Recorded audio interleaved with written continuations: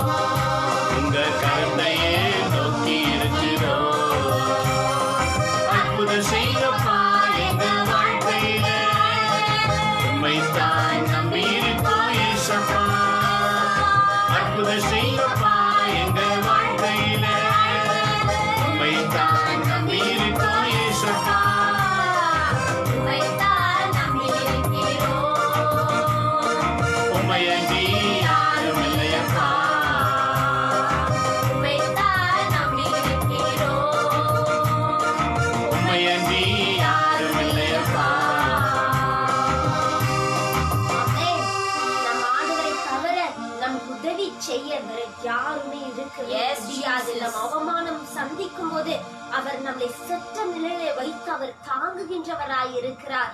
ஆகையால் இப்பொழுது நாம் யாரும் ஒப்பு கொடுத்து இப்பொழுது நாம் யாரும் செபிப்போமாக. Hallelujah. Thank you Lord Jesus. நன்றி தகப்பனே. இந்த நேரத்திலே தகப்பனே எங்களை ஒவ்வொருடைய பாதத்துல ஒப்பு கொடுக்கிறோம் இயேசுப்பா. உம்முடைய வல்லமையால எங்களை நிரப்பும் தகப்பனே. அபிஷேக தைலத்தால எங்களை நிரப்பும் இயேசுப்பா. தூய்மை ரத்தத்தால எங்களை கழுவி தகப்பனே. இந்த நேரத்துல எங்களை ஒவ்வொருடைய பாதத்துல ஒப்பு கொடுக்கிறோம் இயேசுப்பா. எங்களை ஒவ்வொருடைய பாதத்துல ஒப்பு கொடுக்கும் போது தகப்பனே எங்களை கண் மணி போல் வைத்ததுக்காக நன்றி இயேசுப்பா. ஒவ்வொரு நாளும் தகப்பனே எவ்வளவு கஷ்டங்கள் துன்பங்கள் இருந்தாலும் எங்க கூடவே இருந்து எங்களை வழிநடாக கூடாது கோடி நன்றி தகப்பனே. இந்த நேரத்துல இயேசுப்பா விசேஷமாக தகப்பனே எங்களையும் தகப்பனே இந்த தொலைக்காட்சி பார்த்திருக்கல ஒவ்வொருத்தரும் நீங்க ஆசீர்வதிப்பீராக தகப்பனே. இயேசுப்பா ஒவ்வொருத்தரும் பேர் பேராக நீங்க தொடுவீராக. அவங்க தேவையெல்லாம் நீங்க சந்தியும் எந்த மன கஷ்டம் வேதனை இருந்தாலும் நோய்கள் இருந்தாலும் வறுமை பிரச்சனை இருந்தாலும் தகப்பனே உணவுக்கு இல்லாமல் அவங்க இருந்தாலும் தகப்பனே வேலை இழந்து கொண்டு இருந்தாலும் என் தேவன் பெரிய காரியம் செய்கிற தேவன் இந்த நேரத்துல உங்களுக்காக பெரிய காரியம் செய்கிறார் தகப்பனே. Yes Lord Jesus, you do a mighty miraculous Lord Jesus. All those who are watching this channel Lord Jesus, all those who are watching this prayer Lord, may they be filled with your power Lord. Let them be filled with the power of Holy Spirit Lord Jesus. உம்முடைய ஆவியால தகப்பனே உம்முடைய தழும்புகளால ஒவ்வொருத்தரையும் நீங்க நிரப்புவீராக தகப்பனே. உம்முடைய ஆனந்த தைலத்தால தகப்பனே உச்சத்தலில உள்ளம் காலவரை உம்முடைய அபிஷேகத்தால அக்கினி ஜுவாலத்தால நிரம்பி தகப்பனே உமக்கு சாட்சியாக பிள்ளையா நாங்க வாழணும் ஆண்டவரே. ஏசப்பா எங்களுக்கு எதுவும் வேண்டாம். எங்களுக்கு ஃபர்ஸ்ட் காலையில எழுந்த உடனே எங்க இயேசுவோட வசனம் உயிருள்ள வார்த்தை கேட்கணும்னு வந்து கொண்டிருக்கிறாங்களே தகப்பனே. அவங்கள ஒவ்வொருத்தருடைய பாதத்துல ஒப்பு கொடுக்குறேன் ஏசப்பா.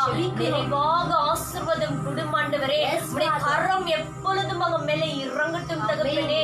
Lord Jesus, you bless them with your holy power Lord. Let your holy strength pour upon your people Lord Jesus. Right now Lord, you bless them Lord Jesus. Bless them abundantly Lord Jesus. You deliver from all the problems, sufferings, pains, all the obstacles and whatever the situation is there in their life Lord. You please remove all the bondages Lord Jesus. And right now you give abundance of blessings to them as well as their family Lord. Through them everybody should be blessed in their family Lord. Isappa dagathoda yekathoda உம்முடைய வார்த்தை வாஞ்சியோட கேட்க வந்து கொண்டிருக்கிறாங்க தகப்பனே. உம்முடைய வார்த்தையால நீங்க அவங்கள்ட்ட பேசுவீராக. உம்முடைய வார்த்தையால அவங்களுக்கு ஒரு மகிழ்ச்சி உண்டாகட்டும் தகப்பனே. எல்லா இருள்ல இருந்து அவங்களுக்கு வெளிச்சத்தை நீங்க தருவீராக தகப்பனே. எல்லா துக்கம் சந்தோஷமா மாறட்டும் தகப்பனே.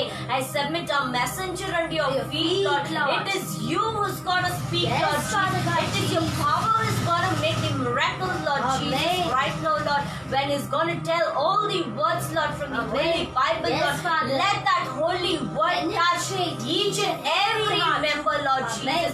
Let that word go inside the deep inside the heart and penetrate within them Lord Jesus. உள்ள நிறைவாக அந்த வார்த்தை கேட்டு தகப்பனே உங்க வார்த்தையை அவங்க எல்லாருக்கும் ஷேர் பண்ற மாதிரி அந்த பலத்தை நீங்க தருவீராக தகப்பனே. Everything is surrendered into mighty hands Lord Jesus.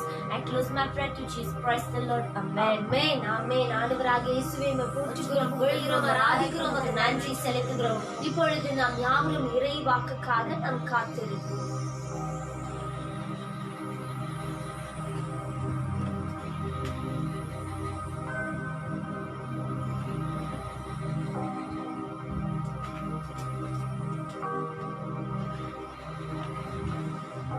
Praise the Lord. இயேசுவில் அன்பான இறைமக்களே, ஆண்டவராகிய இயேசுவின் பெயரால் உங்கள் அனைவரையும் இன்று 201வது நாள் காலமே எழுந்து ஆண்டவர் சன்னிதானத்திலே குடும்பமாய் செபித்து இந்த இறைவாக்கை உங்க அண்டையில கொண்டு வரக்கூடிய ஆசிரை இறைவன் வழங்கி இருக்கின்றார். என் அன்பு மக்களே, இது தொடங்கி 201வது நாள் மிக சிறப்பான முறையில ஆண்டவர் வழிநடத்தி வருகின்றார். இறைவன் ஒருவருக்கே மகிமையும் மகத்துவமும் நிறைந்திருப்பதாக. அவர் விரும்பினால்தான் ஒரு பணியானது தொடர்ந்து செய்ய இயலும். ஆகவே இறைவன் இன்றைக்கு தொடக்கத்திலிருந்து இந்நாள் வரைக்கும் அறிவுறுத்தி சொன்ன செய்தி என்னவெனில், ஒவ்வொரு குடும்பங்களும் ஆண்டவருக்கு சாட்சிகளாய் மாற வேண்டும். அனைத்து குடும்பங்களும் இறைவனுக்கு சொந்தமாக வேண்டும். எந்த வீட்டிலே ஒருவர் இருவர் அல்ல, அனைவருமே சொந்தமாக வேண்டும். இதான் இறைவனுடைய திட்டம். இந்த நாட்களிலே கடந்த மார்ச் மாதம் தவக்காலத்திலே புனித வாரத்திலே தொடங்கின இந்த நிகழ்ச்சி இந்நாள் வரைக்கும் தொடர்ந்து கொண்டே இருக்கின்றன. அதை தொடங்கும் போதே ஆண்டவர் சொன்னார், குடும்பங்களிலே ஜெபங்கள் உருவாக்கப்பட வேண்டும், வீடுகளிலே ஜெபங்கள் ஜெபதொனிகள் இருக்க வேண்டும். எந்த வீட்டிலே ஜெபதொனி சத்தம் இருக்கிறதோ அந்த வீடு ஆண்டவரால் ஆசீர்வதிக்கப்பட்டிருக்கும். எந்த வீட்டிலே ஜெபதொனி சத்தம் இல்லாமல் இருக்குமோ அந்த வீட்டிலே பிளவுகளும் பிரச்சனைகளும் நிரம்பி இருக்கும். இதை தொடக்க நாளிலிருந்தே இந்த நிகழ்ச்சி வழியாக நாம் அறிவித்துக் கொண்டே இருக்கின்றோம். ஆக இன்றாவது உங்க வீடுகளிலே ஆண்டவரை புகழ்ந்து பாடுகின்ற அந்த ஆசிரை பெற்று ஒவ்வொரு நாளும் ஆண்டு சமூகத்திலே குடும்பமாய் காத்திருங்கள். இந்த 201வது நாள் 201 days that God blessed to proclaim His good news every day in the morning. God is strengthened and protected. He revealed to do this mission. Until today, it's running successfully. The reason this program is scheduled by the power of God and leading by the power of Holy Spirit. That's why it's continuously running. This is the will of God, to protect all the families. All the families. We're all praying together in the family. They are protected. We're all doesn't pray at the family. Lot of difficulties will enter inside. Today, we must surrender ourselves to receive our Jesus with the family to pray well. இன்றைக்கு குடும்பமாக ஆண்டவரிடத்தில் சமர்ப்பணிக்க ஜெபிப்போம். இன்றைய தின திருப்பலி, today's mass reading reflection. This is the title of this program from past 200 days. The mass reading reflection every day. We took the mass reading and we have to reteach whatever that God reveals us how to live in this world. என் அன்பு மக்களே, இந்த 201வது நாள் தினந்தோறும் திருப்பலி வாசகத்தை தியானமாக வைத்து 1 மணி நேரம் ஆண்டவருக்கு முன்பாய் காத்திருக்கிறோம். ஒவ்வொரு நாளும் ஆண்டவர் பேசுகிறார். இன்றைக்கும் அவர் பேசுவார். ஜெபிப்போமா? கேட்கிற நீங்க, ஆண்டவரே என்னோடு பேசும், என் துன்பங்கள் விலக என்னோடு பேசும், நான் பாதுகாக்கப்பட என்னோடு பேசும், என்னை காத்து என் வழியாக அநேகரை காக்க வேண்டும், என் வழியாக அநேகர் மீட்கப்பட வேண்டும். ஆகவே என்னை முற்றிலும் மாற்றும் ஆண்டவரை என்று அர்ப்பணித்து ஜெபிப்போமா? எங்களை நேசிக்கிற என் அன்பு தகப்பனே, இந்த கால வேளைக்காக நன்றி. விண்ணுலகம் மண்ணுலகத்தை ஆளும் எங்கள் அன்பு தெய்வமே, உம்மை நாங்கள் இந்த காலை நேரத்தில் அழைக்கின்றோம். நீர் கடந்து வருவீராக. உடைய பரிசுத்த ஆவியானவர் எங்கள் மத்தியில் கடந்து வருவாராக.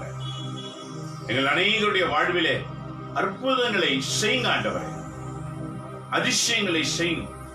அவிவிசுவாசிகள் உள்ளத்திலே அற்புதங்களை செய்வீராக. உடைய வாக்கிலே வல்லமை உண்டு என்று அறிந்து கொள்ளும்படி அற்புதங்களை செய்யுங்க ஆண்டவரே. உங்க அன்பு கரத்தில் ஒப்பு கொடுத்து நாங்கள் செபிக்கிறோம். 201வது நாள் உடைய ஆசீர்வாதத்தினால் நடந்தமைக்காக உமக்கு கொடாகுடி நன்றிகளை நாங்கள் ஏறெடுக்கிறோம். இந்நாளும் இந்த நாளுக்குரிய ஆசீர்வாதம் எங்க அனைவரோடு கூட இருப்பதாக. இதை பார்க்கிற கேட்கிற அனைவரையும் இன்றைக்கு ஆசீர்வதியும். இந்த வாக்கு எங்க அனைவருக்கும் ஆசீர்வாதமாய் இருக்கட்டும்.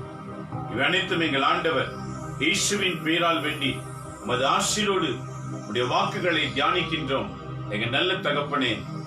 ஆமேன், ஆமேன். இயேசுவில் அன்பான இறை மக்களே, இந்த காலை நேரத்தில் நாம் ஒன்று அறிந்து கொள்ள வேண்டும். ஏனெனில் தொடக்கத்திலிருந்து இந்நாள் வரைக்கும் கடவுள் தன்னுடைய வாக்குகளை குடும்பத்தில் வைக்கத்தான் தீர்மானம் செய்கின்றார். அவருக்கு பிடித்தது குடும்பங்கள். ஆகவேதான் ஆதாம் தனிமையா இருப்பது நல்லதல்ல, அவனுக்கு ஒரு துணை கொடுப்போம் என்று ஒரு பெண்ணை உருவாக்கினார். இந்த ஆணும் பெண்ணும் ஒருவருக்கொருவர் உதவி செய்து மகிழ்ச்சியாய் வாழ வேண்டும் என்பதுதான் அதனுடைய குறிக்கோள். ஆகவே அங்கிருந்து தொடங்கின வாழ்வு பிறகு ஆபிரகாம் இடத்துல ஒரு புதிய குடும்பத்தை தேர்ந்தெடுத்தார். ஆபிரகாம் சாராளை பார்த்து சொன்னார், உன் இனம் வானத்து நட்சத்திரத்தை போல கடல் மணலை போல பெருகி இருக்கும். ஆக கடவுளுடைய உன்னதமான வாக்குறுதிகளை பூமியில் நிறைவேற்ற ஆபிரகாமையும் சாராவையும் தெரிந்து கொண்டார். அவர் வழியாக ஈசாக்கு, ரெபேக்காள், the virgin ரெபேக்காள், கன்னிப்பெண் ரெபேக்காள் என்று ரெபேக்காளுக்கு மட்டும்தான் virgin என்ற பெயர் விவிலியத்தில் இடம் பெற்றிருக்கிறது. பழைய ஏற்பாட்டிலே virgin என்று ரெபேக்காளையும், புதிய ஏற்பாட்டிலே கன்னிமரியாலை வெர்ஜின் என்றும் தொடங்குகின்றார். இது ரெண்டுக்கும் ஒரு உறவு இருக்கிறது. ரெபேக்காள் வழியாக புதிய இனங்கள் உதித்தது, மரியாள் வழியாக புதிய இனம் உதித்தது. ரெபேக்காள் வழியாய் உதிக்கப்பட்ட அந்த இனம் நாளடைவிலே கடவுளை விட்டு பின்வாங்கி போனது. அதே போலதான் புதிய ஏற்பாட்டிலே மரியாள் வழியாக கிறிஸ்து தோன்றினார், கிறிஸ்து வழியாக கிறிஸ்துவன் தோன்றினது. தொடக்கம் ஆசீர்வாதமாயிருந்தது, இன்றைக்கு ஆசீர்வாதம் அற்றதா இருக்கிறது. காரணம் என்ன? தொடக்கத்திலே வாக்குக்கு மையமான இடத்தையும் கொடுக்கப்பட்டது, ஆனால் இன்றைக்கு வாக்குக்கு மையமான இடம் கொடுக்கப்படவில்லை. நினைக்கிறோம், படிக்கிறோம், செயலில்லாமல் இருக்கிறது. செயலில்லாத நம்பிக்கை செத்தது என்று சொன்னார் ஆண்டவர். செயலற்ற நம்பிக்கை அது வார்த்தையிலும் நினைவிலும் மட்டும் அடங்கி இருக்கிறதே தவிர அது செயலுக்கு வரவில்லை. தொடக்கத்திலே செயல் இருந்தது, சொல்லுகிறதின்படி செய்கிற அர்ப்பணிப்பு இருந்தது. ஆகவே திருச்சபைகள் வளர ஆரம்பித்தது.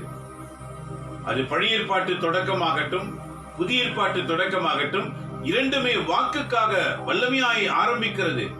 காலப்போக்கிலே அது குறைந்து போய்விடுகிறது. நண்பரி மக்களே, நேற்று முன்தினம் ஆண்டவர் சொன்னார், ஒரு புதிய இனத்தை நான் உண்டாக்குவேன், அந்த இனம் உண்மையாய் வாழும், அதான் கிறிஸ்தவ இனம் என்று நற்செய்தியிலே நாம் வாசித்தோம். ஆக ஒவ்வொரு குடும்பங்களும் கிறிஸ்துவுக்காக எழும்புகிற குடும்பங்களை ஆண்டவர் தேடுகின்றார். ஒருவேளை எழும்பவில்லை வைத்துக் கொள்ளுங்க, ஆண்டவர் பேசி பேசி பார்க்கிறார். பேசல நான் என்ன செய்வாரான் தெரியுமா? இன்றைக்கு நற்செய்தி சொல்லுகிறதை கேட்கவில்லை என்றால் ஆண்டவர் சொல்லுகின்றார், மண்ணுலகில் தீ மூட்ட நான் வந்தேன், அது பற்றி எரியும். என் நண்பர்களே மக்களே, வாக்குக்கு கட்டுப்படுகிறவர்களுக்கு அந்த தீ பாதுகாப்பாக இருக்கும், வாக்குக்கு கட்டுப்படாதவர்களுக்கு அந்த தீ சுட்டரிக்கிறதாக இருக்கும். வாக்குக்கு கட்டுப்பட்டவர்கள் சாத்ராக், மேஷாக், ஆபேத்நேகோ தீயில் போடப்பட்டார்கள், சுடப்படவில்லை, காக்கப்பட்டது. வாக்குக்கு கட்டுப்படாதவர்கள் எரிக்கப்படுவார்கள். தூரத்திலிருந்து வீசினவன் எரிக்கப்பட்டான், நெருப்பில் விழுந்தவர்கள் சுகமாய் நடந்தார்கள். இதான் புதிய ஏற்பாட்டில இன்றைக்கு நற்செய்தி வாசகத்திலே ஆண்டவர் சொல்லுகின்றார். லூக்கா நற்செய்தி 12ஆம் அதிகாரம் 49 53 வரைக்கும் வாசித்து பாருங்கள். St. Luke chapter 12 verses 49 to 53. ஆண்டவர் என்ன சொல்லுகிறார்?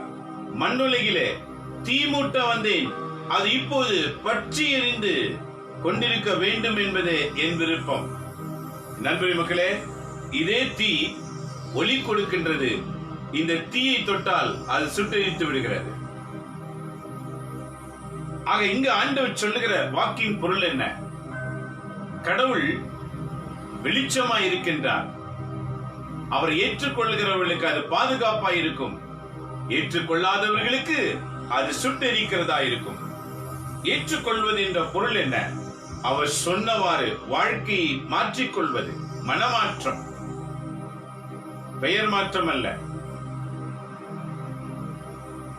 சூழ்நிலைக்காக, திருமணத்துக்காக இன்னைக்கு நிறைய பேர் பெயரை மாத்திக்கிறாங்க. திருமணத்துக்காக, தேவைக்காக. வாழ்க்கை இல்லாம இப்போது எப்படி இருக்கிறது? நொந்து போன வாழ்க்கை. நன்றி மக்களே, கிறிஸ்துவுக்காக மாற்றுதல் வேண்டும். பால் தன் பெயரை மாற்றிக்கொண்டார். சவுல் என்ற பெயர் பவுலாய் மாற்றினது. சவுலாய் இருக்கும்போது கொலைக்காரனாய் இருந்தார். பவுலாய் இருக்கும்போது அநேகரை வாழ வைக்கும்படி தன் உயிரை கொடுக்கிறவராக மாறினார். உயிரை எடுக்க வாழ்ந்தவர் உயிரை கொடுக்கிறவராக மாறினார். மனமாற்றம். இதை கேட்டுக்கொண்டிருக்கிற நண்பரி மக்களே, தீ மூட்ட வந்தேன், அது இப்போதே பற்றி எரிய வேண்டும் என்னது விருப்பம். எந்த தீ? அமைதி என்ற தீ, மகிழ்ச்சி என்ற தீ. ஏற்றுக்கொண்டவர்களுக்கு அது கொடுக்கப்படும், ஏற்றுக்கொள்ளாதவர்களுக்கு அமைதிக்கு பதிலாக அலைச்சலும், பொறுமைக்கு பதிலாக ஆத்திரமும் அது மாறிவிடும். அப்படி மாறினால் என்ன நடக்கும்? இன்னைக்கு ஆண்டவர் சொல்றார் பாரு, ஆயினும் மண்ணுலகில் அமைதி ஏற்படுத்த வந்தேன் என்றா நினைக்கிறீர்கள்? இல்லை, பிளவு உண்டாக்கவே வந்தேன் என உங்களுக்கு சொல்லுகின்றேன். என்ன பிளவு? பரிசுத்தத்திற்கும் பாவத்துக்கும் இருக்கிற வேறுபாடு. பரிசுத்தம் என்று அறிந்து கொண்ட பிறகு பாவத்தை விட்டு விலகுகிற வேறுபாடு. அசுத்தம் என்று அறிந்த பிறகு தூய்மையை தேடி செல்லுகிற வேறுபாடு. அசுத்தம் என்று அறிந்தும் அதிலே உழன்றிருக்கிறதல்ல, பாவம் என்று தெரிந்தும் அதிலே வாழ்ந்து கொண்டிருக்கிறதல்ல. மனமாற்றத்தின் அடையாளங்கள். ஆகவே ஆண்டவர் சொல்லுகிறார் பாருங்க, அமைதி உண்டாக்க வந்தேன் என்று நினைக்காதீர்கள், மாறாக பிளவு உண்டாக்கவே வந்தேன் என நான் உங்களுக்கு சொல்லுகிறேன். பிளவு என்ற வார்த்தையின் பொருள் என்ன? பிரிவினை. என்ன பிரிவினை?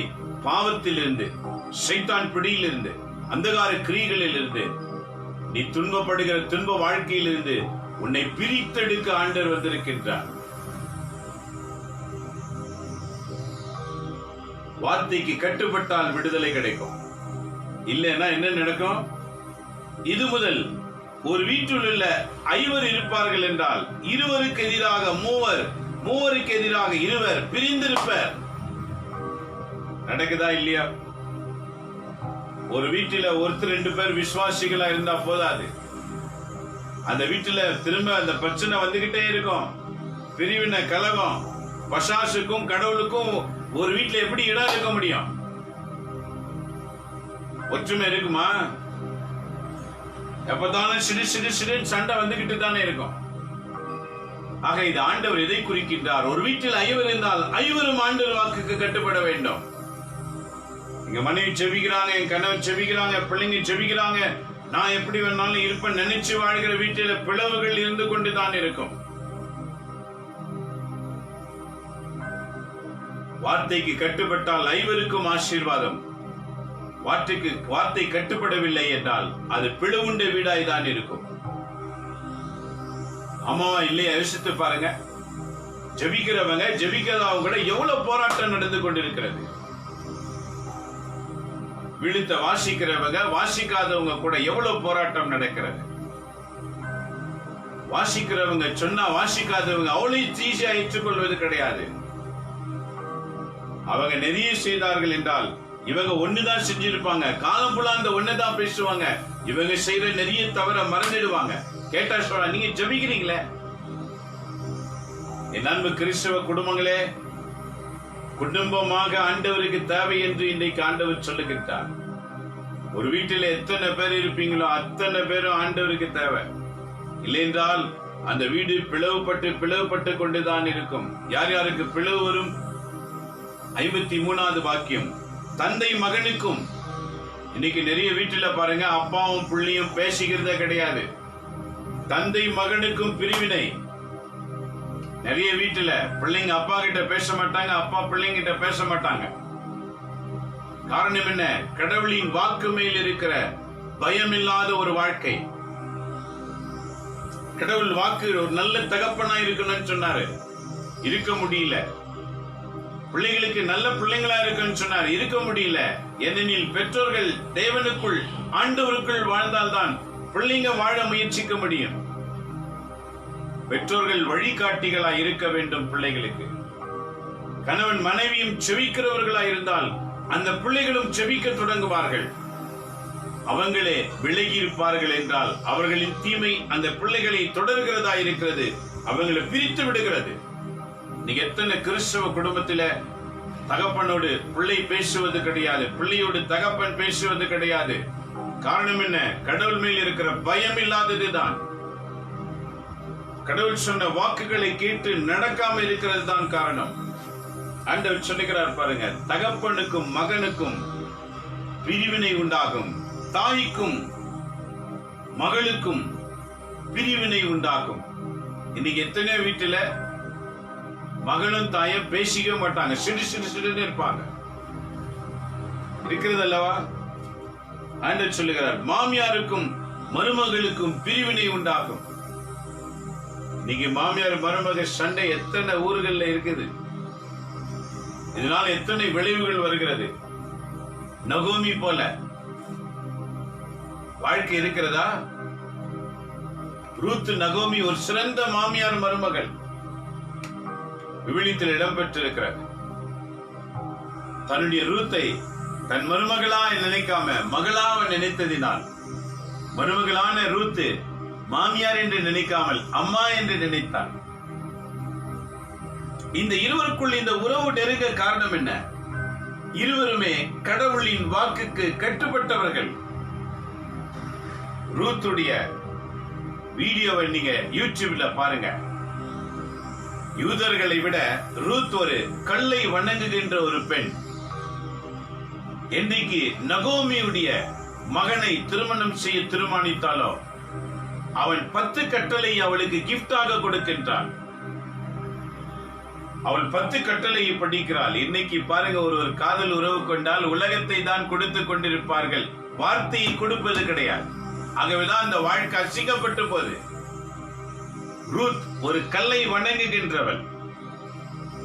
நகோமியுடைய மகன் அந்த ரூத்துக்கு 10 கட்டளையை கொடுத்தான்.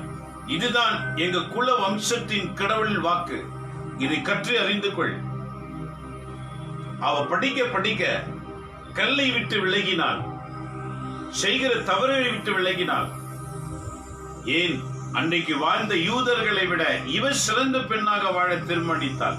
ரூத்துடைய திரைப்படத்தை யூடியூப்ல போட்டு பாருங்க. ரூத்துடைய வாழ்க்கையில ஆண்டவர் அற்புதங்களை செய்தார். இன்றைக்கு மத்திய நற்செய்தி முதல் அதிகாரத்தில் ரூத்துடைய பெயர் இடம்பெற்றிருக்கிறது.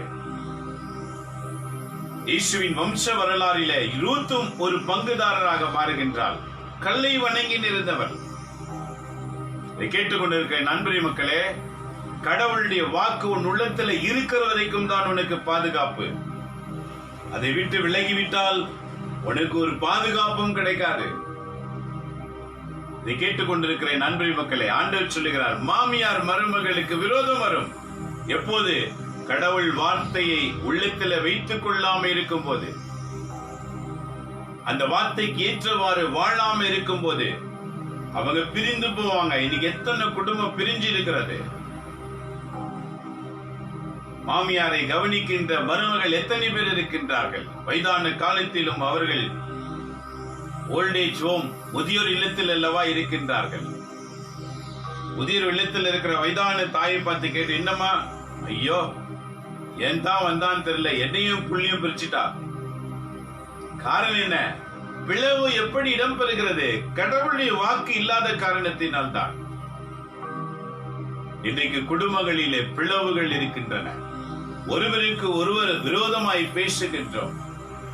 இதற்கெல்லாம் கடவுள் மேல் இருக்கிற பயம், விவிலியத்தை வாசித்து அதன்படி வாழாமல் இருக்கிறது தான் காரணம். என் அன்பு கிறிஸ்தவ குடும்பங்களே, உலகத்துக்கு சான்று பகர அழைக்கப்பட்ட நாம் சாட்சியற்ற வாழ்க்கை வாழ்ந்து கொண்டிருக்கிறதை கடவுள் இன்றைக்கு உணர்த்துகின்றார். யோசித்து பாருங்கள். ஆகவே இன்றைக்கு ஆண்டவர் சொல்லுகிறார், நான் பிரிவினை உண்டாக்க வந்திருக்கிறேன்.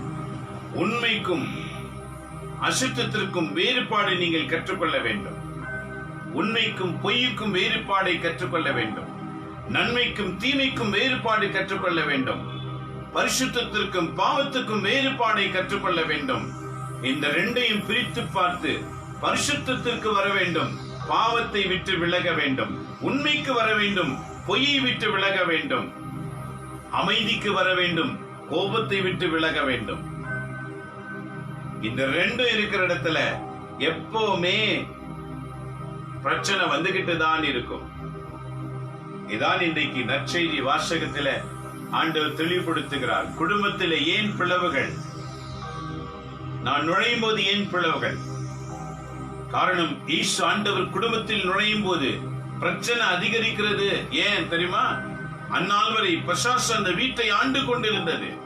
குடிவெறியின் ஆவிகள், சண்டையின் ஆவிகள், குழப்பத்தின் ஆவிகள், சந்தேகத்தின் ஆவிகள். யார்கிட்ட பேசினாலும் சந்தேகம், சந்தேகத்தின் ஆவிகள், கட்டப்பேச்ச ஆவிகள், கோபத்தின் ஆவிகள். ஒரு வீட்டை இத்தனை ஆவிகள் நடத்துகின்றன. அந்த வீட்டில இயேசு நுழைந்தால் அவையெல்லாம் தாங்கிக் கொண்டிருக்குமா? கடந்த மாதத்துல தியானித்தம் பாருங்க. விரட்டப்பட்ட ஆவி மீண்டும் தன் வீட்டுக்கு செல்வோம் என்று அதை நினைத்து கொண்டு வந்ததான். என்னுடைய வீடு, இத்தனை வருஷமா இந்த வீட்டை நான் எல்லாம் ஆண்டுன்னு வந்தேன். நேத்து வந்த இயேசு இந்த வீட்டுக்கு வந்தா நான் விட்டு கொடுத்துடணுமா? அது திரும்ப தன்னை விட பலமான 7 ஆவிகளை அந்த வீட்டுக்கு கொண்டு வருமா? அந்த வீடு ஜெபத்துல இல்லை என்றால் அந்த 7 ஆவிகள் அந்த வீட்டை ஆட்டி படைத்துக் கொண்டிருக்கும். ஆனா நீங்க என்ன சொல்வீங்க? எங்களுக்கு யாரும் மந்திரம் பண்ணிட்டாங்க, அந்த நாங்க இப்படி ஆயிட்டு இருக்கோம். யாரும் எந்த மந்திரமும் பண்ணல, ஒரு தீச்செயல் உன்னை சுட்டெரித்துக் கொண்டிருக்கின்றன. விவிலியத்தை வாசித்து பாருங்கள். எஸ்ஐயா 53 சொல்லுகிறார், உன் எல்லாருடைய சுமைகளை நான் சுமந்து விட்டேன், நோய்களை சுமந்து விட்டேன், பாவங்களை சுமந்து விட்டேன், உன்மேல் விழ வேண்டிய தண்டனை சுமந்து விட்டேன், இனி நீ சுகமாயிரு. ஆனா எஸ்ஐயா 59 சொல்லுகிறார், ஐசாயா 59, உங்கள் உதடுகளிலே உண்மை இல்லை, உங்கள் விரல்கள் கரைப்பட்டு இருக்கிறது, உங்க வாயிலே உண்மை இல்லை, உண்மையை தேடி நாடும்போது ஒருவனும் இல்லை. ஆகவே உங்களை ஆஸ்வதிக்க கூடாதபடி என் கரம் குறுகி போகவில்லை, உங்களை மீட்க இயலாதவாறு என் கரகம் முடங்கி போகவில்லை, உங்களை பார்க்காதவாறு என் கண் குருடும் இல்லை, உங்கள் செபங்களை கேட்காதவாறு என் காது செவிடும் இல்லை.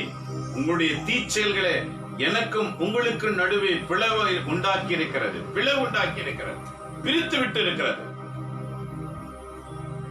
என் அன்பு மக்களே, உணர வேண்டும், நம்முடைய வாழ்நாட்கள் குறுகி கொண்டிருக்கின்றன. மரணம் எப்போது தாக்கும் என்று தெரியாமல் இந்த நாள் தொடங்கிவிட்டது. இந்த ஆண்டு மரணத்தின் ஆண்டு, the year of death. 2020 is the year of death. 20ஆம் ஆண்டு மனிதனுக்கு மரணத்தின் ஆண்டு. எப்போ எங்க என்ன மரணம் விழும்னு யாருக்குமே தெரியாது. மரணம் உன்னை சந்திக்கிறதுண்டாக மனம் திருந்து விடு என்று ஆண்டவர் சொல்லுகிறார். என் அன்பு மக்களே, மரித்த பிறகு உன் ஆத்மாவுக்கு மனமாற்றம் கிடையாது.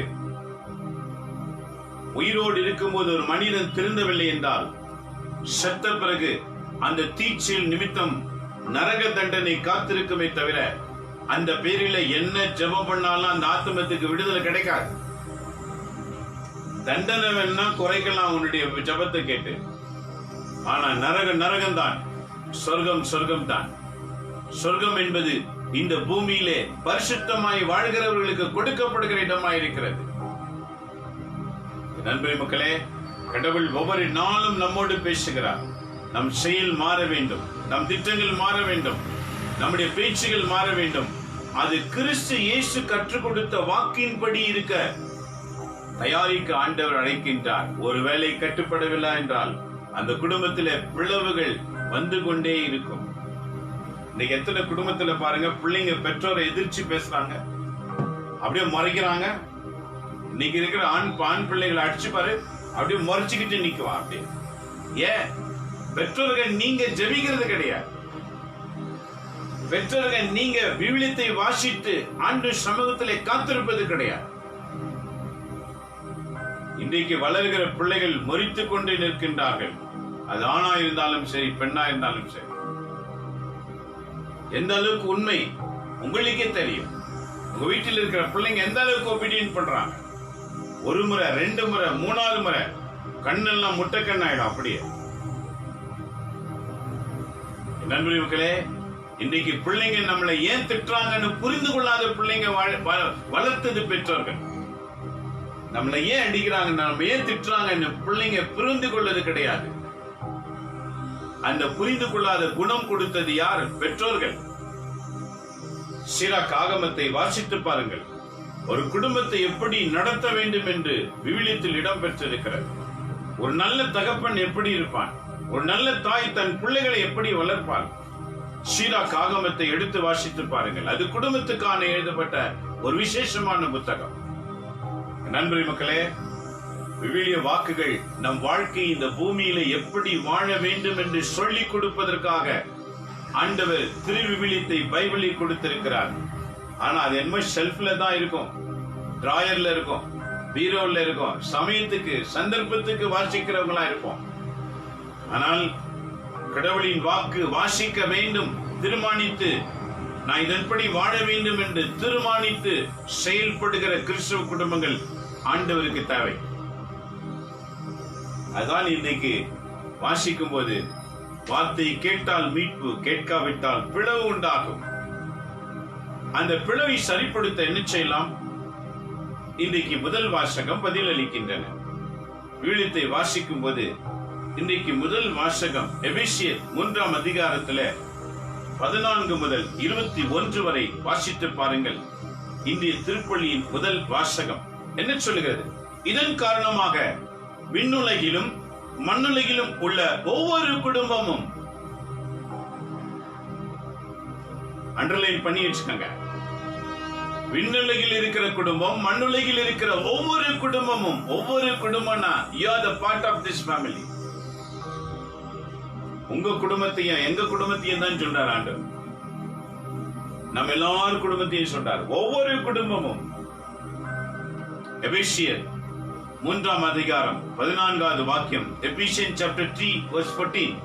Each and every family in this world must be obeyed to God. This is today's mass reading reflection. The first reading says, each and every family in this world, heaven and earth, must be protected by the prayer, the power of prayer. ஆண்டவர் சொல்லுகிறார் பாருங்க, உண்மையிலேயே குடும்பமாய் விளங்குவதற்கு காரணமாயிருக்கின்ற தந்தையிடம் நான் மண்டியிட்டு வேண்டுகின்றேன். மண்டியிட்டு என்றால் பொருள் என்ன? அந்த வீடு காக்கப்பட வேண்டும், அந்த வீட்டார் காக்கப்பட வேண்டும் என்றால் கணவனும் மனைவியும் ஆண்டவர் சமூகத்துக்கு முன்பாக மண்டியிட்டு ஜெபிக்கிறவங்களா இருக்கணும். அப்போதான் அந்த வீட்டு பிள்ளைகள் குடும்பங்கள் காக்கப்படும். அது கூட்டு குடும்பமா இருக்கலாம், மாமியார் நாத்தனார் என்று பலர் சேர்ந்து இருக்கிற கூட்டு குடும்பம். தனி கொடுத்தனும் கணவன் மனைவி பிள்ளைங்களா இருக்கலாம். நீ கூட்டா இருந்தாலும் தனியா இருந்தாலும் ஜெபிக்காத குடும்பம் மீட்கப்பட இயலாது. அது எப்ப பார்த்தாலும் சண்டையிலேயே தான் இருக்கும். அந்த சண்டை எங்கு போய் முடியும்? நரக வாழ்க்கைக்கு போய் முடியும். இந்த பூலோகத்திலாவது சண்டை ஓய்ந்து விடும், ஆனால் நரகத்திலே துன்பம் ஓயாது. பூமியிலே வாழும்போது மனமாறினால் அந்த நரக வாழ்விலிருந்து மீட்கப்படுவோம். பூமியில் வாழும்போது சண்டை ஓயவில்லை, தொடர்ந்துதான் இருக்குது, திருந்தவே இல்லைன்னா அந்த நரக வாழ்வின் துன்பம் பல மடங்காக இருக்கும். அது தாங்க உண்ணால முடியாது. கேட்டுக்கொண்டிருக்கிற அன்பு கிறிஸ்தவ குடும்பங்களே, உன் குடும்பம் எப்படி? உன் பிள்ளைங்கள் ஒரு திசை, நீங்க ஒரு திசை என்று ஓடிக்கொண்டிருந்தால் அந்த குடும்பத்திலே எப்படி திருக்குடும்பம் வர இயலும்? திருக்குடும்பம் வரைபடம் வைத்தவுடனே திருக்குடும்பம் ஆகிவிடுமா? வைப்பது முக்கியமல்ல, வாழ்வதுதான் மிக அவசியம். திருக்குடும்பத்தில் இருக்கின்ற தூய மரியாள் வீட்டில் இருக்கிற ஒவ்வொரு பெண்களும் கடவுளின் வாக்குக்கு கட்டுப்பட்டு வாழ வேண்டும் என்று குறிக்கின்றது.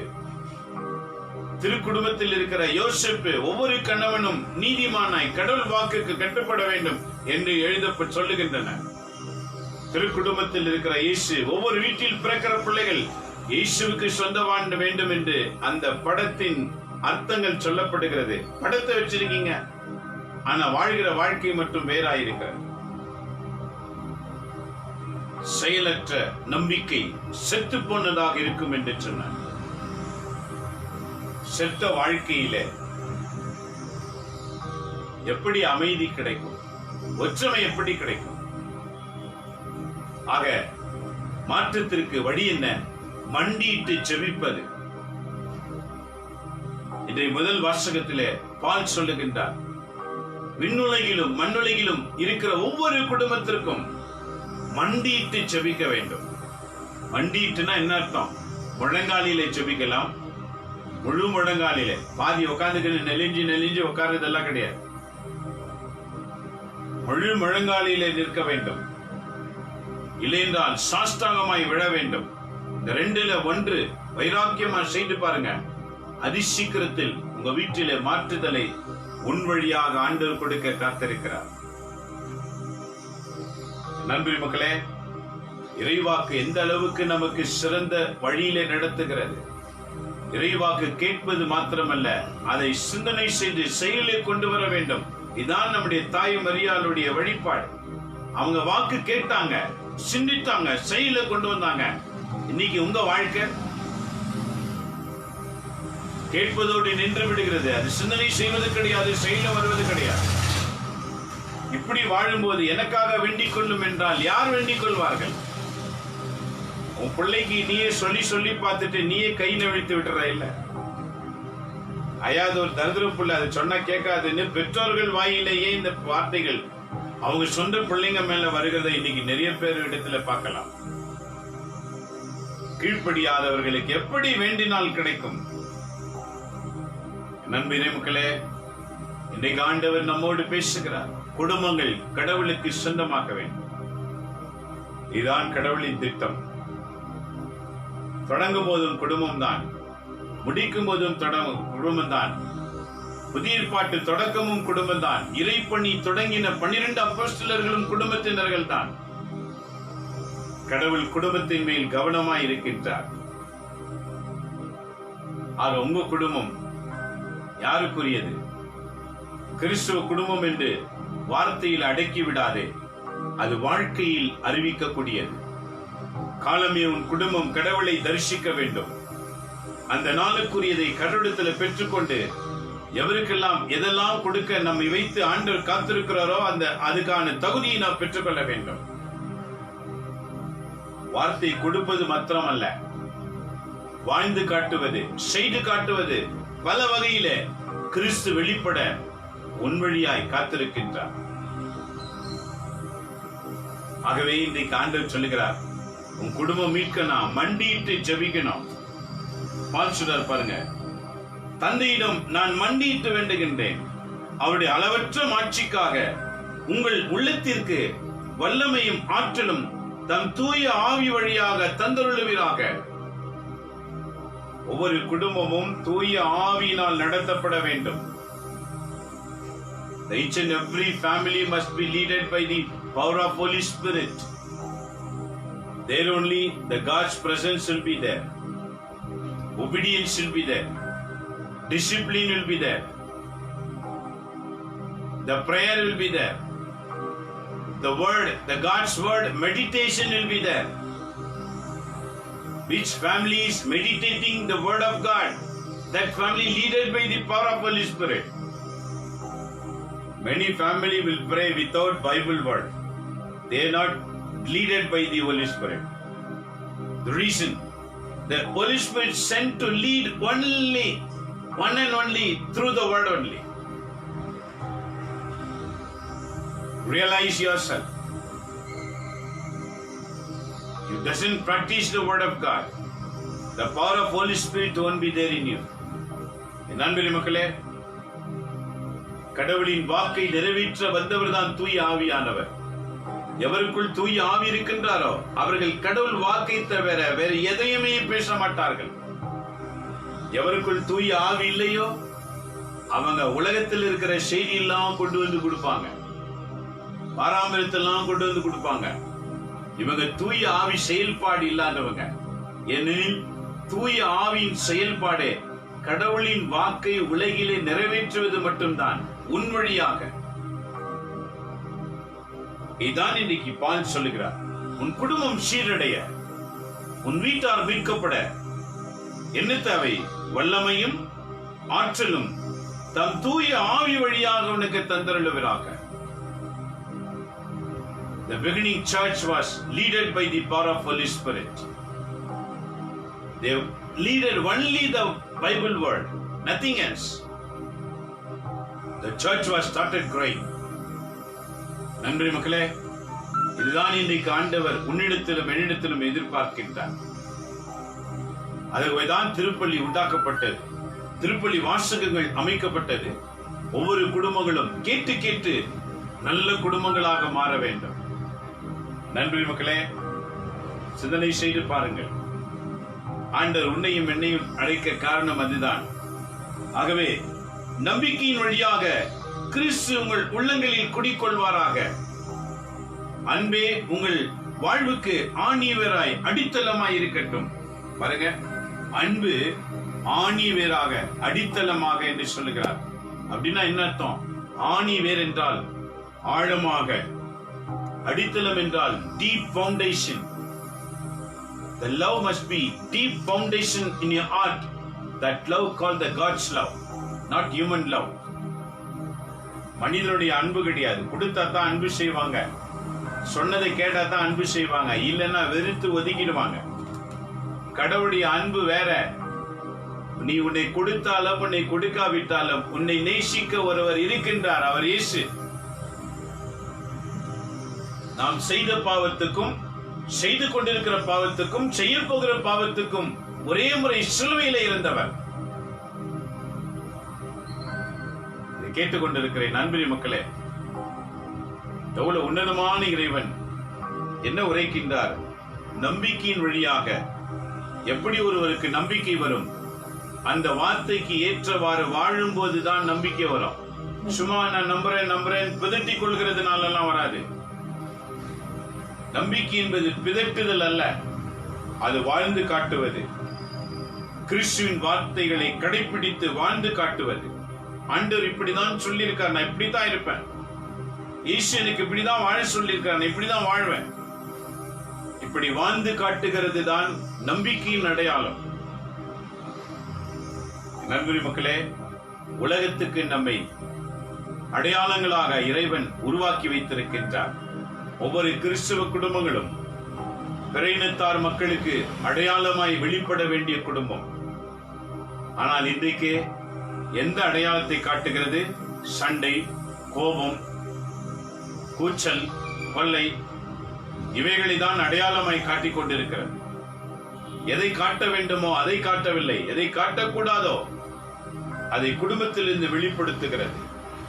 இதை மாற்ற ஆண்டவர் விரும்புகிறார். ஒருவேளை மாறவில்லை என்றால் அது நரகம் போல இருக்கும். அந்த குடும்ப வாழ்க்கை நரகம் போல இருக்கும். கணவன் நினைப்பார், ஏன் தான் வாழ்றது தெரியலையே. மனைவி நினைப்பால், ஏன் வாழ்றது தெரியலையே. ஐயோ, இந்த குடும்பமே சரியில்லைன்னு பிள்ளைங்க நினைப்பாங்க. ஒவ்வொருவர் ஒவ்வொரு திசையில் இருப்பாங்க. பிளவுகள் வந்துவிடும். இது போக்கப்பட வேண்டும் என்றால் குடும்பமாக மண்டியிட்டு செபிக்கிறவங்க மீட்கப்படுவார்கள். நண்பரி மக்களே, ஒப்பு கொடுப்பீர்களா? ரொம்ப அழகான செய்தி பாருங்க. இறை மக்கள் அனைவரும் சேர்ந்து கிறிஸ்துடைய அன்பின் அகலம், ஆழம், உயரம், ஆழம் என்னவென்று உணர்ந்து கிறிஸ்துவுக்கு எத்தனை அடையாளம் கொடுக்கிறார் பாருங்க. கிறிஸ்துவின் அன்புக்கு எத்தனை அடையாளம்? கிறிஸ்துவின் அன்பின் அகலம், நீளம், உயரம், ஆழம் என்னவென்று உணர்ந்து அறிவுக்கு எட்டாத அந்த அன்பை அறிந்து கொள்ளும் ஆற்றல் பெறுவீர்களாக. கடவுளின் அன்பை அளந்து பார்க்கவே முடியாது. நம்ம அன்பை அளந்து பார்க்கலாம். அதான் கொடுத்தால் அன்பு, கொடுக்காவிட்டால் அன்பு கிடையாது. அவங்க இன்னைக்கு என்ன செஞ்சாங்க, நான் செய்யறதுக்கு என்ற கேள்விதான் மனுஷனுக்கு வருகிறது. இயேசு இந்த கேள்வி கேட்டிருந்தால் மீட்கப்பட்டிருப்போமா? ஆக இயேசு எப்படி நமக்காக, உலக மக்களுக்காக தன் உயிரை நீத்தாரோ, அதே போலதான் கிறிஸ்தவர்களும் தனக்காக வாழாமல் பிறருக்காக தன் உயிரை கொடுக்கும் அளவுக்கு அன்பை வெளிப்படுத்துகிறவர்கள் வேண்டும். கிறிஸ்துவை சார்ந்தவர்கள் இதைதான் செய்வார்கள். நண்பரி மக்களே, இறைவாக்கு சொல்லுகிறது, அதன் மூலம் கடவுளின் முழு நிறைவையும் நீங்கள் பெற்றுள்ளீர்கள். கடவுளின் அன்பை மக்களுக்கு கொடுக்கிறதினால் கடவுள் மனசுல முழுசா இருப்பீங்கன்னு சொல்றார். நம்முள் வல்லமையோடு செயல்படுபவரும் நாம் வேண்டுவதற்கு நினைப்பதற்கும் மிகவும் மேலாக அனைத்தையும் செய்ய வல்லவருமான கடவுள் ஒருவரே இருக்கின்றார். ஆக திருச்சபையில் கிறிஸ்து இயேசு வழியாக தலைமுறை தலைமுறையாக என்றென்றும் மாட்சி உரித்தாக்குக. திருச்சபை என்றால் கட்டடம் கிடையாது. நீங்க நினைச்சுக்காதீங்க, திருச்சபைன்னா அது ஒரு சர்ச், கட்டடம் இல்ல. திரு என்ற வார்த்தைக்கு பொருள் என்ன? 3 என்று பொருள். அந்த 3 தந்தை, மகன், தூய ஆவி இயங்குகின்ற அந்த இடத்துல சபை என்றால் கூடுதல். ஒன்னை மென்னே தான் சொல்றார், கூடுதல். நாம எங்கெல்லாம் தந்தை மகன் தூய ஆவியின் பெயரால் கூடுகிறோமோ அந்த கூடுகைக்கு பெயர்தான் திருச்சபை. அதுதான் ஒரு கட்டிடமாக மாற்றி அதுக்குள்ளே நாம் கூடுகின்றோம். திருச்சபை என்பது கட்டடம் என்று நினைத்துக் கொள்ளாதீர்கள். திரு என்றால் திருத்துவ இறைவன், சபை என்றால் மக்கள் கூடுகிறார்கள். கிறிஸ்துவின் பெயரால் கூடுகிற மக்கள், தந்தை மகன் தூய ஆவியின் பெயரால் கூடுகிற மக்கள் மத்தியிலே ஆண்டவர் செயலாற்றுவார். நீங்க எத்தனையோ சபைங்க இருக்கிறது. சுயநல சபை இருக்கிறது, பதவி சபை இருக்கிறது, அரசியல் சபை இருக்கிறது, அரசாங்க சபை இருக்கிறது, எத்தனையோ சபை இருக்கிறது. ஆனால் நம்மை பார்த்து ஆண்டவர் சொல்லுகிறார் திருச்சபை. திரு என்றால் தந்தை மகன் தூய ஆவி செயலாற்றுகிற திருச்சபை. The Father, Son, the Holy Spirit mingle together. The people is uniting. There the church is there. நண்பர் மக்களே, நல்லா யோசிச்சு பாருங்க. எத்தனை விஷயங்கள் ஆண்டவர் சொல்லிக் கொடுக்கிறார்.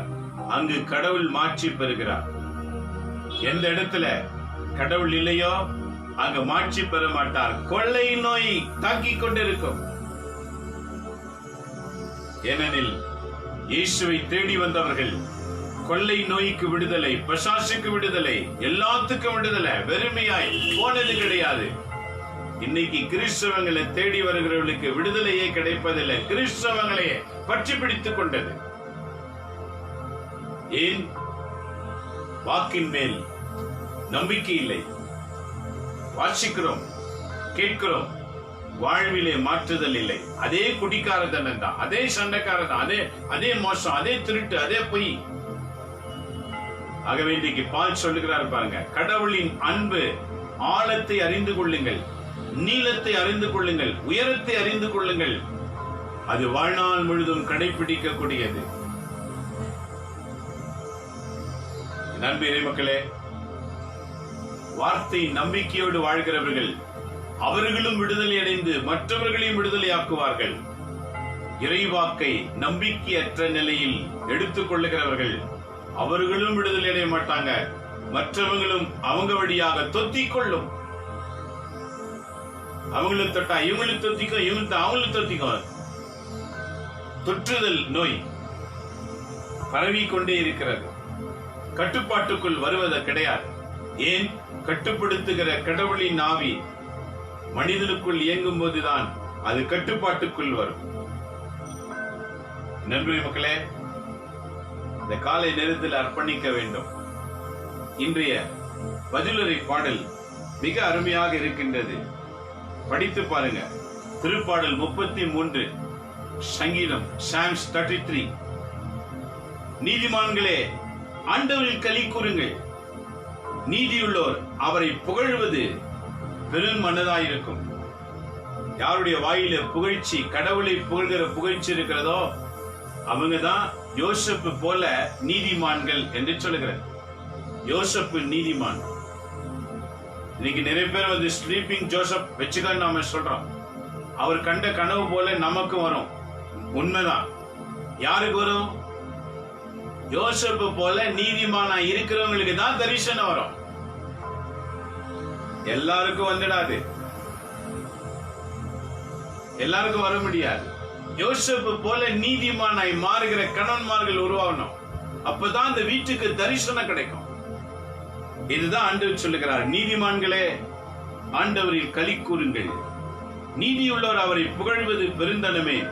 யாழிசைத்து ஆண்டவருக்கு நன்றி செலுத்துங்கள். 10 நரம்புகளினால் அவரை புகழ்ந்தேத்துங்கள். அப்படின்னா என்ன? With a lot of musical instrument, praise the Lord by singing, clap your hands with the instrument, praise the Lord.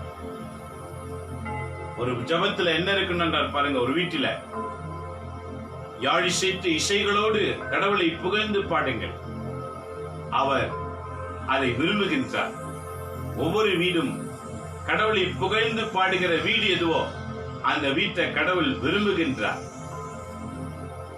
இதான் இன்னைக்கு பதிலுரை பாடல். ஆண்டவரின் வாக்கு நேர்மையானது, அவருடைய செயல்கள் எல்லாம் நம்பிக்கைக்குரியவை. அந்த செயலை நம்மால் பார்க்க இயலாது, பிரமிக்க முடியும்.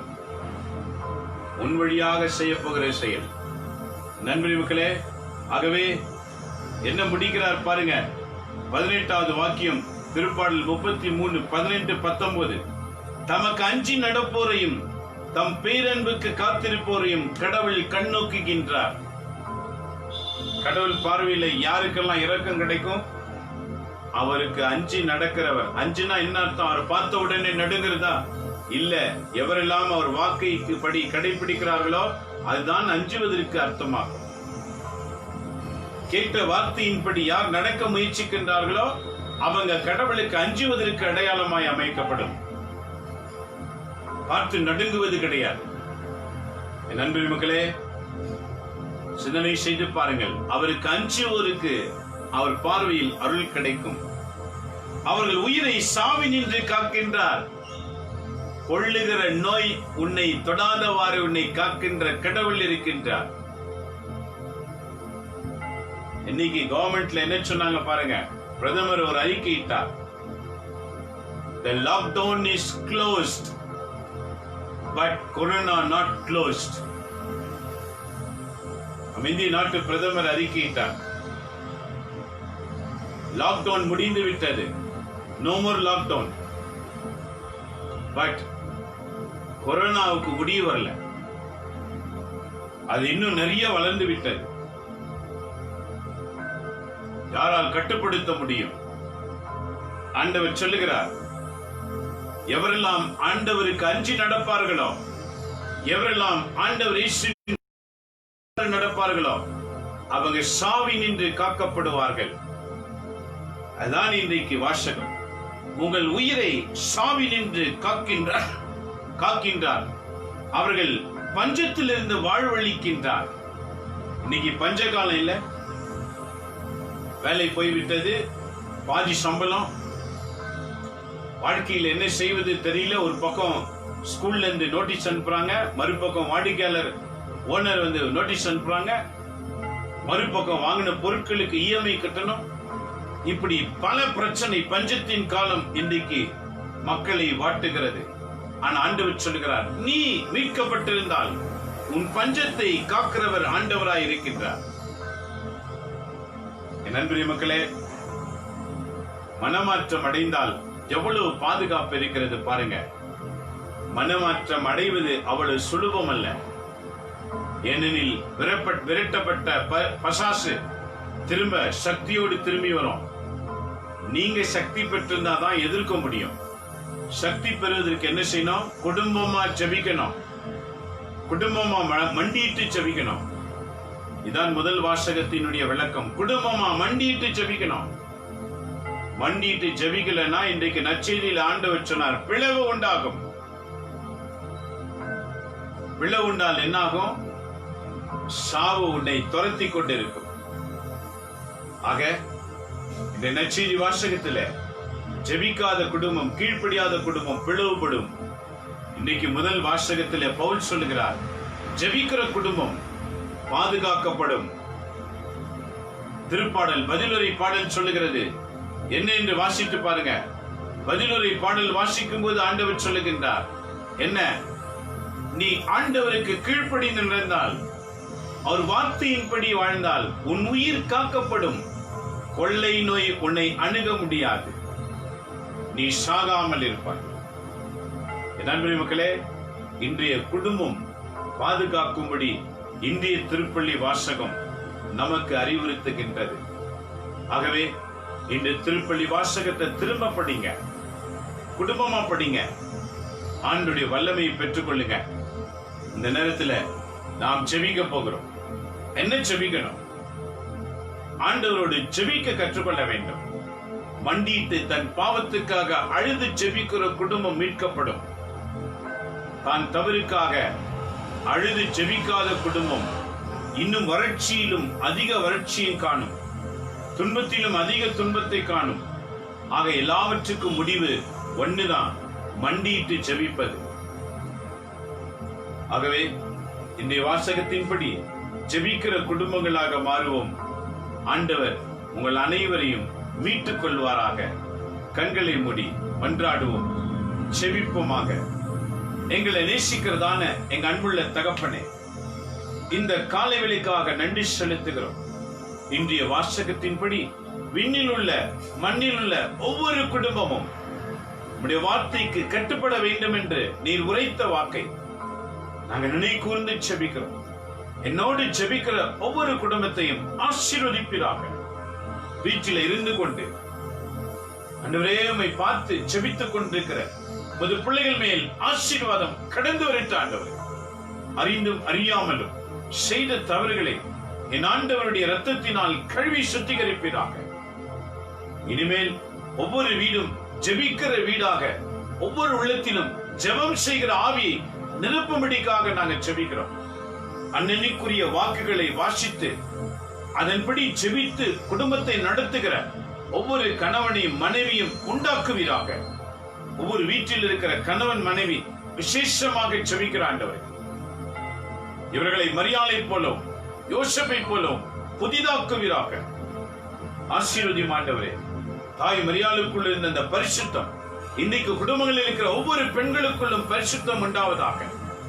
அந்த யோசேப்புக்குள் இருந்த தூய்மை, நீதிமான் வாழ்க்கை ஒவ்வொரு கணவன் வாழ்க்கையிலும் நீர் இன்றைக்கு நுழைய செய்வீராக. அந்த வீட்டு பிள்ளைகள் உம்மை போல வளருகிற ஆசீர்வாதத்தால் நிரப்புவீராக. ஆண்டவரே, உம்முடைய தீ போடுவீராக. பசாசை எரிக்கவும் பரிசுத்தம் எழும்பவும் ஒவ்வொரு வீட்டின் மேலும் உம்முடைய தீ போடும்படிக்காக செபிக்கிறேன். நெருப்பை போடுங்க ஆண்டவரே. பசாசுகளை அழிப்பீராக. குடும்பங்களை ஆட்டி படித்துக் கொண்டிருக்கிற பொல்லாத ஆவிகள், சண்டையின் ஆவிகள், குழப்பத்தின் ஆவிகள், சந்தேகத்தின் ஆவிகள், உபச்சாரத்தின் ஆவிகள், கெட்ட பேச்சின் ஆவிகள், இப்படி பல கெட்ட குணத்தை கொண்டு வந்த ஆவிகள் இயேசுவின் பெயரால் இந்த நிமிஷத்துல எல்லா வீட்டை விட்டு விலகி போவதாக. ஒவ்வொரு குடும்பமும் பரிசுத்தமுள்ள குடும்பமாய் வாழ அருள்தார். அனைவரையும் உடைய பாதத்திலே நாங்கள் அர்ப்பணிக்கிறோம். உலக நாடுகளுக்காக செபிக்கிறோம். என்னோடு இணைந்து செபித்துக் கொண்டிருக்கிற ஒவ்வொரு நாடுகளுக்காக நாங்கள் செபிக்கிறோம். சிங்கப்பூர், ஆஸ்திரேலியா, தகப்பனே ஜெபிக்கிறோம். அது பிள்ளைகளை ஆசீர்வதியும். அதே இடத்துல அவங்களை எடுத்து பயன்படுத்துவீராக. ஆசீர்வதிங்க ஆண்டவரே. மலேசியா ஒப்பு கொடுக்கின்றோம். ஆசீர்வதியும். அரேப் கண்ட்ரீஸ்களை அர்ப்பணிக்கிற ஆண்டவரே. துபாய் செபிக்கின்றோம். ஸ்ரீலங்கா செபிக்கின்றோம். அபுதாபி செபிக்கின்றோம். ஈராக், ஈரான் ஆசீர்வதியும். இஸ்ரவேல் உடைய கரம் இந்த இடங்களை முழுவதும் ஆசீர்வதிக்கப்படுவதாக. அங்கிருக்கிற உமது பிள்ளைகளை எழுப்பும் ஆண்டவரே. குடும்பம் குடும்பமாக எழுப்புதலை தருவீராக. இத்தாலிக்காக செபிக்கிறோம். அங்கிருந்து கிறிஸ்தவம் தொடங்குகிறதுனாலே அந்த இடத்துல இருக்கிற அநேக குடும்பங்கள் உமக்குரிய குடும்பங்களாக மாறுவதாக. அதை நடத்துகிறதான போப் ஆண்டவருக்காய் செபிக்கிறோம். ஆண்டவர் நீத்தாமே உமது தரிசனமே தரிசனம் கொடுத்து திருச்சபை நடத்துகிற ஆசினால் நிரப்புவீராக. நன்றி ஆண்டவரே. தொடர்ந்து அனைத்து நாடுகளையும் நீர் காத்துக்கொள்ளும். ஆசீர்வதிங்க ஆண்டவரே. உம்முடைய கரம் கூட இருப்பதாக. ஆண்டவர் தாமே எங்க இந்திய நாட்டை ஆசீர்வதிக்கும்படிக்காக செபிக்கிறோம். இந்தியாவில் இருக்கிற ஒவ்வொரு கிறிஸ்தவ குடும்பங்கள் மேலும் உடைய வல்லமை இறங்கற்ற ஆண்டவரே. அவர்களை கொண்டு பல குடும்பங்களை மீட்டுக் கொள்வீராக. ஆண்டவர் அற்புதங்களை செய்யும்படிக்காக செபிக்கிறோம். உலக நாடுகளுக்காக செபிக்கிறோம். உலகத்தில் இருக்கிற 700 கோடிகளுக்கு மேல் இருக்கிற எல்லா இனத்திற்காக நாங்கள் செபிக்கிறோம் ஆண்டவரே. ஆண்டவர் நீத்தாமே எங்க செபங்களை கேட்டு உலகத்தில் இருக்கிற அனைத்து மக்களையும் மீட்டுக் கொள்வீராக. ஆண்டவர் தொடர்ந்து ஆசீர்வதியும் பாதுகாத்துக் கொள்ளும். இந்த 201வது நாள் நாங்க எல்லாருக்காக வேண்டி மன்றாடுகிறோம்.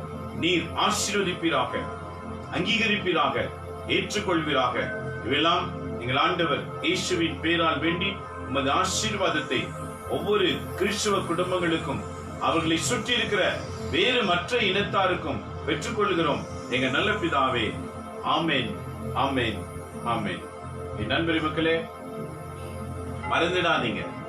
இன்னைக்கு வாசகம் திரும்ப சொல்றேன், எழுதிக்கங்க, குடும்பமாக படிங்க. இன்னைக்கு திருப்பலி வாசகம். Today's mass reading verses Ephesians chapter 3 verses 14 to 21. 3ஆம் அதிகாரம் 14 இருந்து 21. திருப்பாடல் சாம்ஸ் சங்கீத புத்தகம் 33 1 19 வரைக்கும். Today's gospel St. Luke chapter 12 verses 49 to 53. லூக்கா நற்செய்தி 12ஆம் அதிகாரம் 49 53 வரைக்கும். திரும்பவும் குடும்பமா கூடுங்க, வீட்டில படிங்க, ஜெபம் பண்ணுங்க. உங்க வீடும் உங்க குடும்பமும் பிள்ளைகளும் காக்கப்படுவார்கள். கொள்ளை நோய், பசாசு வீட்டை தாக்காதவாறு, உன்னை தாக்காதவாறு இந்த வாக்கு உனக்கு மருந்தாக அமையும். ஆகவே இந்த நாளிலே இந்த வார்த்தைக்கு ஏற்றவாறு வாழுங்க. இந்த செய்தி யூடியூபில் உண்டு. ஆகவே யூடியூப்ல போய் டாக்டர் பிலிப் மரியான் அப்படின்னு டைப் பண்ணுங்க. நிறைய வீடியோஸ் வரும். அப்போது அதை எல்லாருக்கும் ஷேர் பண்ணுங்க. அனைவரும் அறிந்து கொள்ளட்டும். எல்லா குடும்பங்களும் ஆண்டவரின் ஜெபிக்கிற குடும்பங்களாக மாறணும். விவிலியத்தை வாசித்து ஜெபிக்கிற குடும்பம் ஆண்டவருக்கு தேவை. பைபிளை படித்து ஜெபிக்கிற குடும்பம் தான் ஆண்டவருக்கு தேவை. ஒப்பு கொடுப்பீங்களா? இறை மக்களாக மாறுவோம். God bless you. We'll meet tomorrow morning 7:30 AM. மீண்டும் நாளை காலை 7:30க்கு சந்திப்போம். இறைவன் உங்களையும் உங்க வீட்டாரையும் ஆசீர்வதிப்பாராக. எல்லாம் வல்ல இறைவன் தந்தை, மகன், தூய ஆவியின் பெயராலே ஆமென்.